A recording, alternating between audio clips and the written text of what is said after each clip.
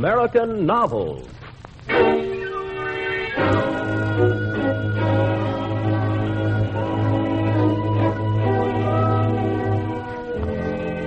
In the proud rediscovery of our past, Americans are turning with more and more enthusiasm to our first renowned national literary figure. The New York in which he was born in 1783 furnished an inexhaustible treasury for the freshness and excitement of his writings, as well as for the enjoyment of all who were to read him. NBC's University of the Air brings you one of his beloved stories as narrated by the author under his pseudonym of Dietrich Knickerbocker. Another in our series of books that live, Washington Irving's Legend of Sleepy Hollow.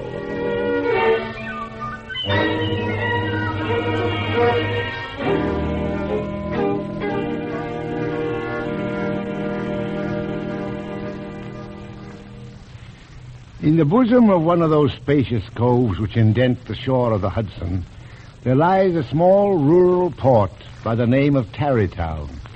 It is of particular interest this week because Tarrytown is the focus of attention as America's model community for United Nations Week. Not far from this village, perhaps about 2 miles, there's a little valley among high hills, which is one of the quietest places in the world. From the listless repose of the place, this sequestered glen has long been known by the name of Sleepy Hollow.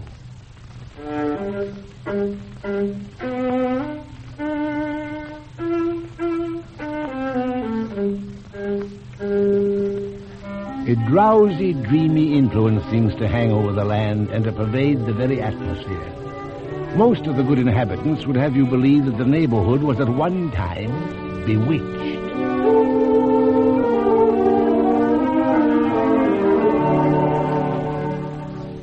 Aye, bewitched. Bewitched as sure as I'm sitting here by my spinning wheel. Long before this country was discovered by Master Hendrick Hudson, an old Indian chief, a wizard he was, held his secret communings with the spirits in this very spot of land. And his spirit still haunts the place.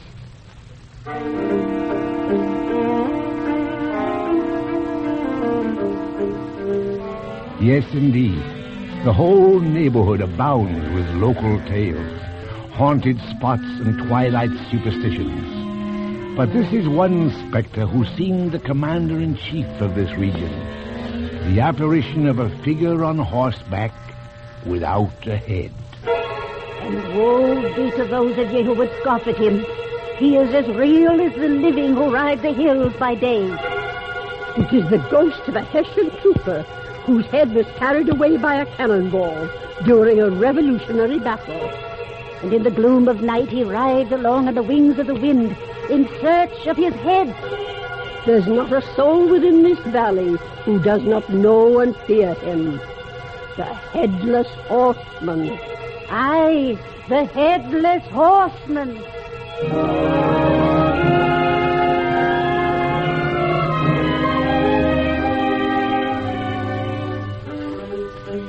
To this byplace of nature, some 15 years after the Revolution, there came a personage from the state of Connecticut. He was tall and lank, with narrow shoulders and hands that dangled a mile out of his sleeves. His feet might have served for shovels, and his whole body was so loosely hung together that to see him striding across a hill with his clothes bagging about him, one might easily have mistaken him for some scarecrow eloped from a cornfield. His name was Ichabod Crane. The main duty of Master Crane was to instruct the children of the vicinity. His schoolhouse was a low log building of one room, whose windows were partly glazed and partly patched with old copybooks. Silence! Silence! Or I shall keep all of you after school for a solid hour. Now, Wouter, proceed. The class is waiting, Wouter. You will kindly solve the problem I gave you. Put down 6 and carry 3. Quiet. Put down 6 and carry 4. Oh. Yeah. Carry 4. Proceed. I can't do the sum, sir. Do you recollect, Walter, that this is one of the sums I gave you yesterday to study at home? Yes, sir. Perhaps you need something stronger than word of mouth to teach you your sums. No, sir. I'll learn them. Please. Idleness is a vicious sin. The hurt will soon pass, Walter, but you will always remember the lesson you have learned today and thank me for it till the longest day you live. Yes, sir. Spare the rod and spoil the child. And now, for the next sum.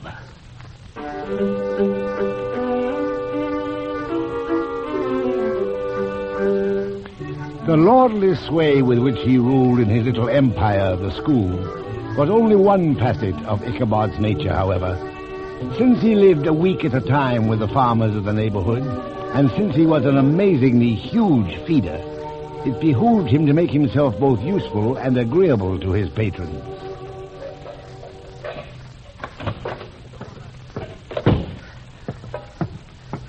I think I have that fence tolerably well mended, Mistress Van Ritter. I'm obliged to you, Master Crane. And my husband wonders if you'd be so kind to take the horses to water. Horses to water, right away. But first I have a few things for you to do here. At your service, horses to water. I've been so busy about the house, I neglected to churn butter for supper. Churn the butter? Certainly. Water horses. Thank you. That's the churn by the fireplace. The cream's already in it. Oh, there's nothing like fresh churned butter for supper, I always say. Oh, heavens, now the baby starts to fret and me with a meal to prepare. It wants to get out of its crib. While you're sitting there churning, Master Crane, perhaps you could watch the baby if I put it on the floor beside you. Oh, yes, indeed. Only too happy to. There's nothing like seeing a child happy, I always say. Just be sure you keep an eye on him. He crawls faster than I can walk. Oh, you don't have any cause to fret with me here. Water horses, churn baby, watch butter. Oh, and after you take the horses to water, my husband would like you to bring the cows back from the pasture. Oh, yes, indeed. Glad to. Horses to pasture, cows to water. And while you're down that way, you might stop in the hen house and see if there are any fresh eggs that want collecting. I'll be sure to remember. Collect babies, churn horses, water eggs. Oh, dearie me, as if I didn't have enough to please me. Something gone awry? Wood bin is completely empty, and I'm ready to build a fire for supper. I meant to ask you to cut some wood for me this morning before you went to the school. Oh, well, I'll do it now. Chop eggs, water a baby, to wood, and churn the cows. He's up to churn. Oh, my. There, all safe. Oh, but what a frightening it gave me. A whole churn might have been spilled. You mustn't take your eyes off him for a minute, Master Crane. Yes, Mistress Van Ritter, I should have remembered.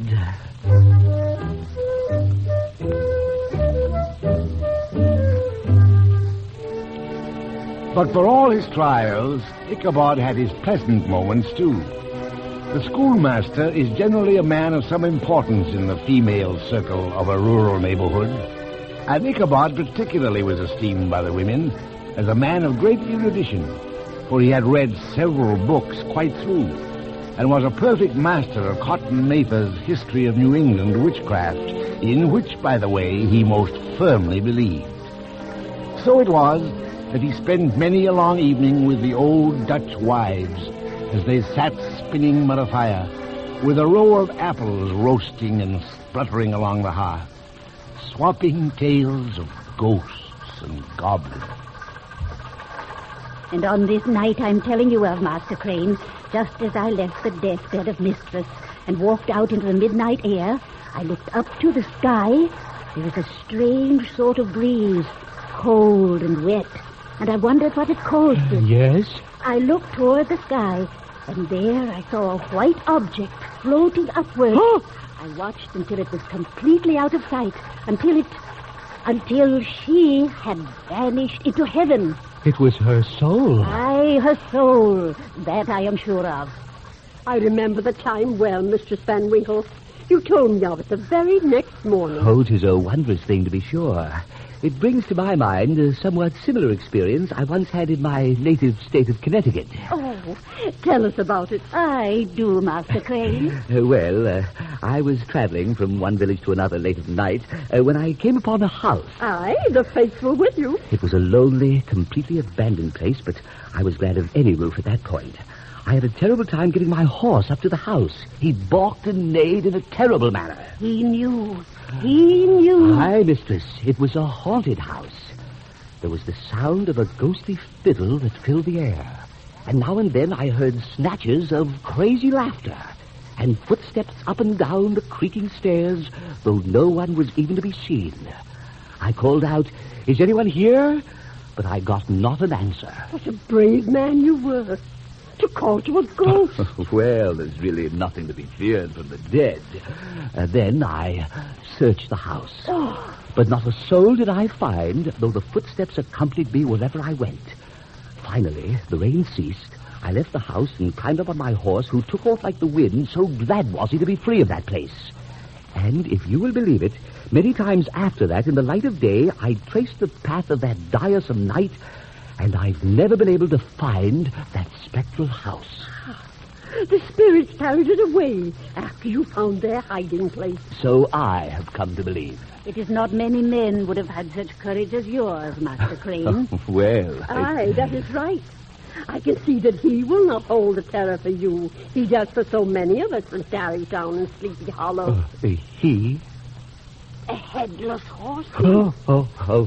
Yes, the headless horseman. You've surely heard of him by now.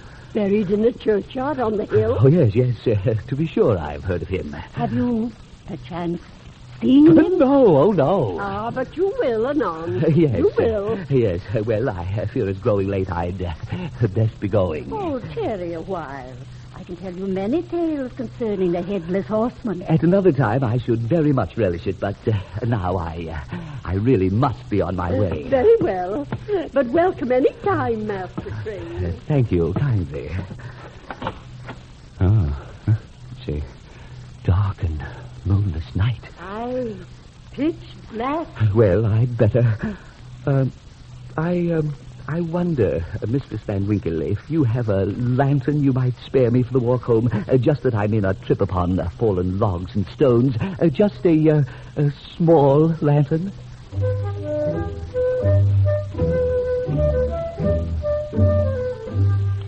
The return of daylight, however, put an end to these terrors of the dark and all its evils, and Ichabod would have passed a pleasant life of it if his path had not been crossed by a being that causes more perplexity to mortal man than ghosts, goblins, and the whole race of witches put together.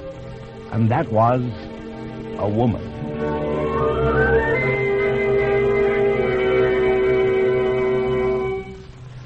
She was Katrina Van Tassel. In addition to his other vocations, Ichabod was the singing master of the neighborhood. Among the musical disciples who assembled one evening each week was Katrina, a fresh, blooming lass of 18, who delighted in collecting the hearts of men as some women collect thimbles and teacups.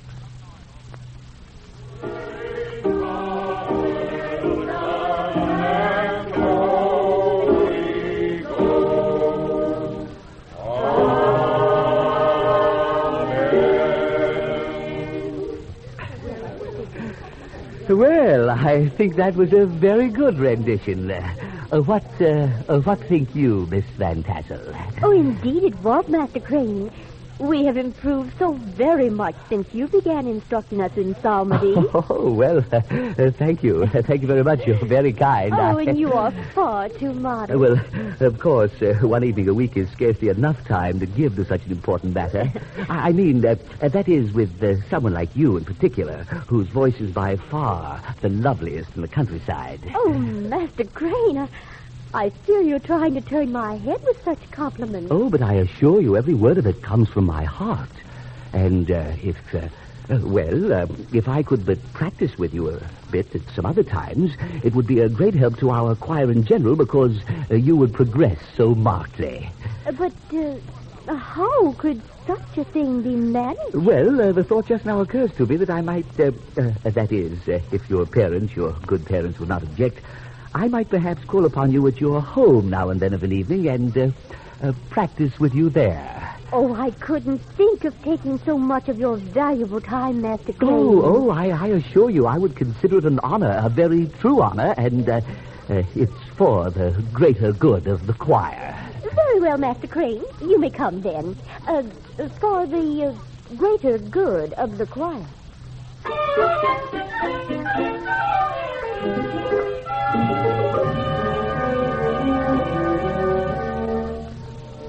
Already smitten by her personal charms, when Ichabod entered her paternal mansion, the conquest of his heart was complete. For the Van Tassel farm was by far the richest in the land, and Katrina, an only child, would someday inherit it. To our penniless pedagogue, these vast expectations caused his imagination to run riot. But in his inflated fancyings, he overlooked two very important facts. The first, that Katrina was a true coquette, with all the wiles and caprices of those vexing creatures. And secondly, that Brom Van Brunt, or Brom Bones as this stout hero was called, was a man to be reckoned with when his anger and jealousy were roused. Hi, Brom. It looks like you've met a rival this time who not only doesn't want to fight you, but who refuses to. You're having to go by his rules this time. I'd like to get my hands on that buffoon's scrawny neck. What would you do to him, Brom? Tell us. I'd double him up and lay him on a shelf of his own schoolhouse like a bundle of kindling wood. That would be a sight. I'd stuff him inside one of his dunce caps. Why don't you, then? You know very well why. The laggard won't give me a chance. He refuses open warfare, hides from me, covers up his attentions to Katrina under the guise of teaching psalmody. Bah! Well, perhaps you could at least think of some trickeries to plague him, Brom. And who do you think it was who smoked up the schoolhouse the other day by stopping up the chimney? Yes, and who was it that broke into the schoolhouse and turned everything topsy-turvy? Do you think it was the Headless Horseman? The Headless Horseman? Well, still in all, those annoyances haven't stopped his calling on Katrina. The Headless Horseman there, Hendrik, is an adversary who might have some influence on Master Crane. I've never known that white to go within a mile of the old graveyard. Mm-hmm. What is it, Brom? You seem to be in a deep study. Aye, it has just struck me that if Ichabod Crane won't fight me in the manner I know, if he insists upon doing things slyly, I shall have to fight him the same way.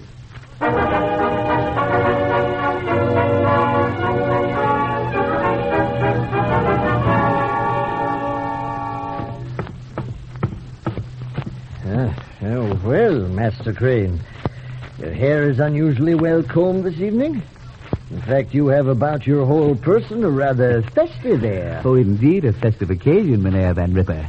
You see, Mynheer Van Tassel and his good wife are entertaining at a quilting frolic this evening. It shall be quite a merry-making affair. Yes, I'm sure. Well, enjoy yourself. Oh, thank you.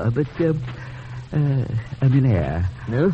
I never like to ask favors of those who are so kind as to house me, but I wondered, in this particular instance, if you would be so good as to make me the loan of your horse for the evening. Gunpowder? Oh, that is, of course, if you're not planning to use him. All right. But remember, Gunpowder's just a plow horse, and an old one at that. Oh, I shall be more considerate of him than you can imagine. All right. Take him. Oh, I can't tell you how grateful I am. As I said, I plan to make this a memorable occasion.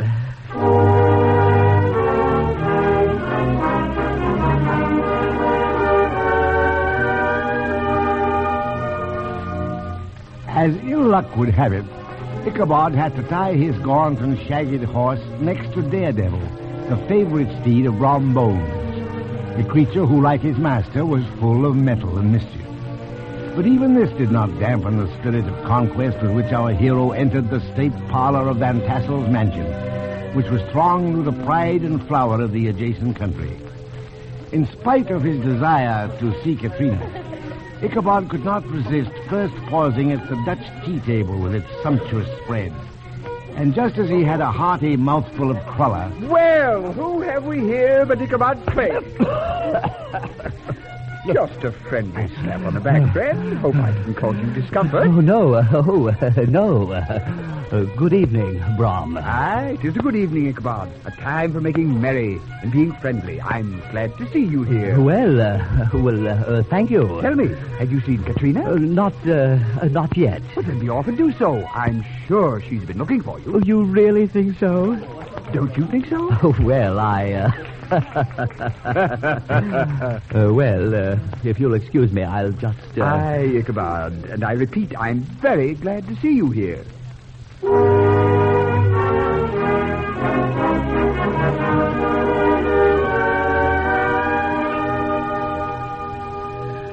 Katrina, in truth, you are the flower of all the lasses here. Oh, Ichabod, you must not flatter me so. Oh, but Katrina, I'm most sincere. Everything I say to you is spoken with the greatest of honesty and feeling. Oh, I must ask that you excuse me. My mother is beckoning to me from the other room. Oh, so many people demanding her attention, I scarcely have a word with her. Oh, but that's not her fault. By chance, she'll come.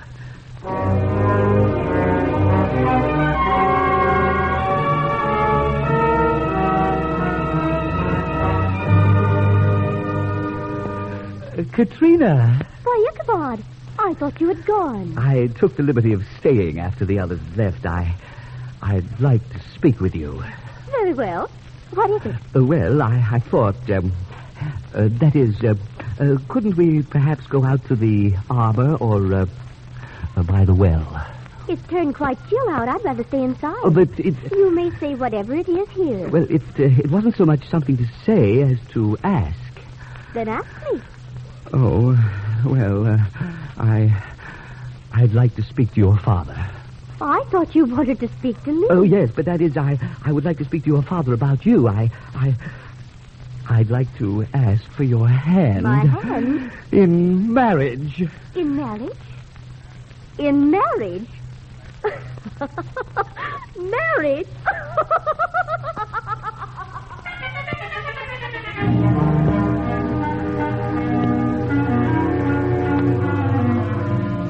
It was the very witching time of night that Ichabod, heavy-hearted and crestfallen, pursued his travels homeward. In the dead hush of midnight, no signs of life occurred near him. All the stories of ghosts and goblins that he had heard in Sleepy Hollow now came crowding his mind. The night grew darker and darker.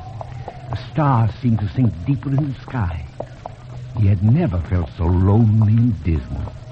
He was, moreover, approaching the giant tulip tree, where many people said was a favorite spot for ghosts and goblins.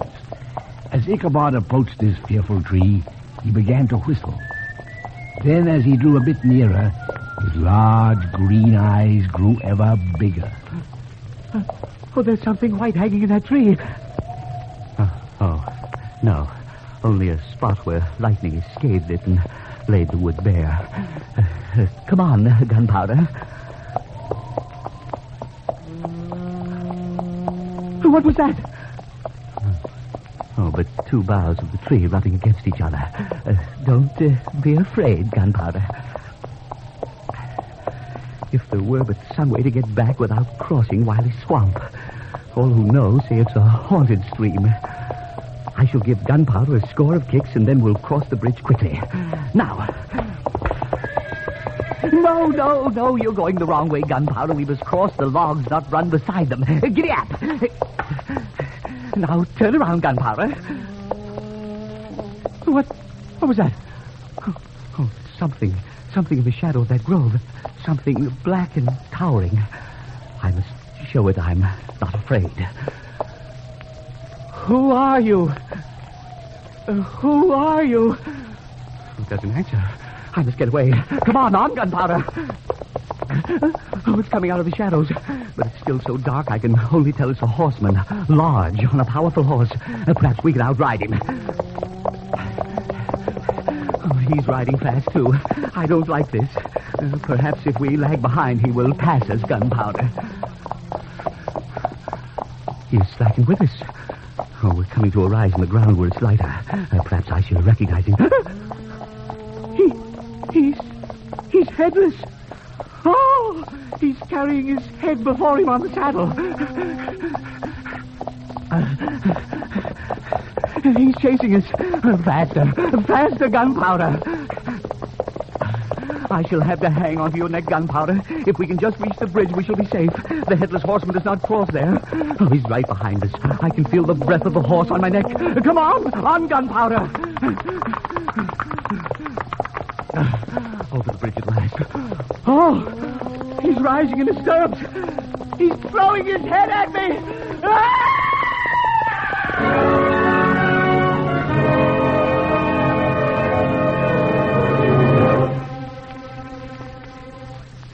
And it was right here by the bridge that I found his hat and the shattered pumpkin. It seemed the pumpkin had been thrown from some distance. Oh, dear, dear. I found my horse, Gunpowder, outside my gate the next morning. There was no sign of Master Crane at breakfast, nor the dinner hour. The boys assembled at school that day, but he never appeared. And he hasn't been seen nor heard from since. How I should miss him. He could recount so many tales of his bravery among ghosts and goblins.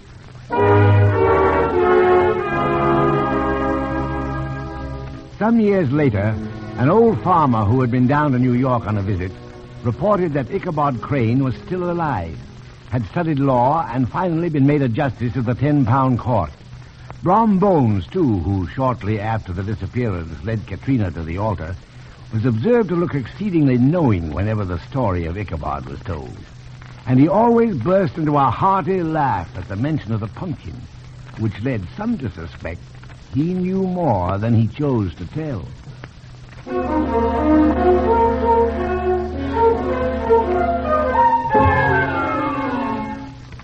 But the old country wives, however, who are the best judges of these matters, maintain to this day that there are no two ways to the matter.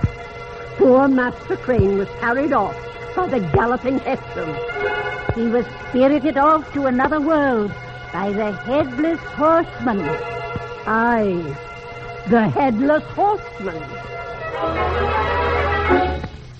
And the tragedy is a favorite story, often told round the fire on a winter evening in Tarrytown and Sleepy Hollow.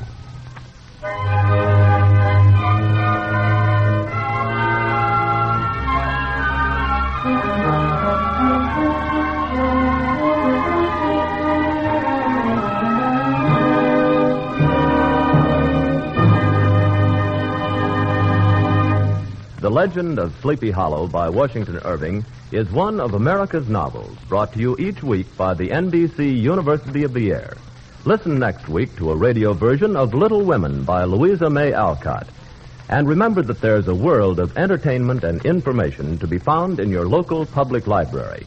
Many American novels in the 1947 summer series are included in the useful handbook of the World's Great Novels, which you may obtain by sending 25 cents to World's Great Novels, Post Office Box 30, Station J, New York 27, New York.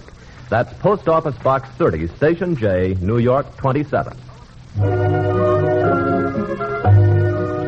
The Legend of Sleepy Hollow was adapted for radio by Agnes Eckhart. The music was composed by Emil Soderstrom, and the orchestra was directed by Bernard Berquist. The entire production was under the direction of Herbert Lateau. Ichabod Crane was played by Don Gallagher, Maury Copeland played Brom Bones, Elmira Ressler played Katrina. The narrator was Philip Lord, Viola Berwick was Mistress Van Ritter. The wives were Hilda Graham and Alma Platt. Others were Stuart Sklam, George Kluge, and Charles Mumford. This is Don Eldred. This program comes to you from Chicago and is a presentation of the National Broadcasting Company and its affiliated independent stations. This is NBC, the National Broadcasting Company.